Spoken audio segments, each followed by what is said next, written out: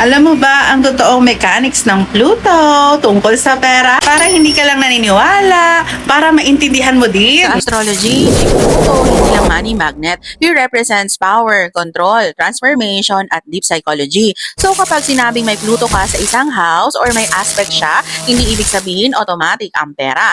Ang ibig sabihin may intensity ka sa area na yon, may potential ka for extreme gain or extreme loss, at kailangan mong pagdaanan ang transformation bago ka mag-stabilize. So Pluto, hindi easy money. Pluto, power over money after growth. Pluto in second house, yes, this is directly linked to money. Pero hindi siya swerte lang. Ito yung taong dumadaan sa financial ups and downs, natuto ng value ng money sa hard way. Pero eventually, nagiging financially strategic at powerful.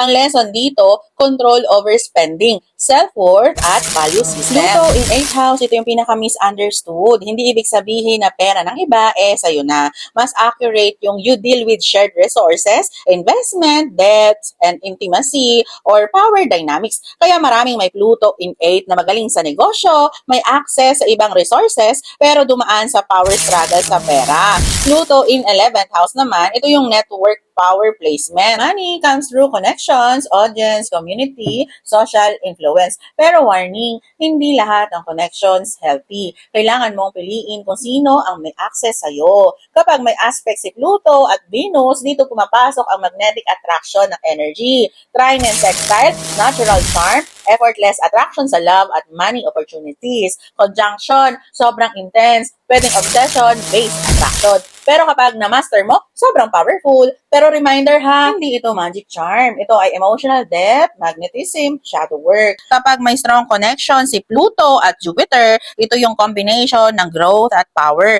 Ibig sabihin, may potential kang palakihin ang income mo. Kaya mo ma-expand ng opportunities. Pero may catch, kung wala kang control, mas lalaki din ang risk at losses mo. So, hindi ito simpleng swerte. Ito ay discipline, strategy, at expansion. Kung may aspects naman si Pluto sa ascendants mo, ito ang personal magnetism. Malakas ang presence mo. Napapansin ka, may aura ka na hindi mo ma-explain. Kaya minsan, opportunities ang lumalapit sa'yo. People invest in you. So yes, Pluto can attract money. Pero hindi dahil sa swerte ka, kundi dahil natuto kang mag-control.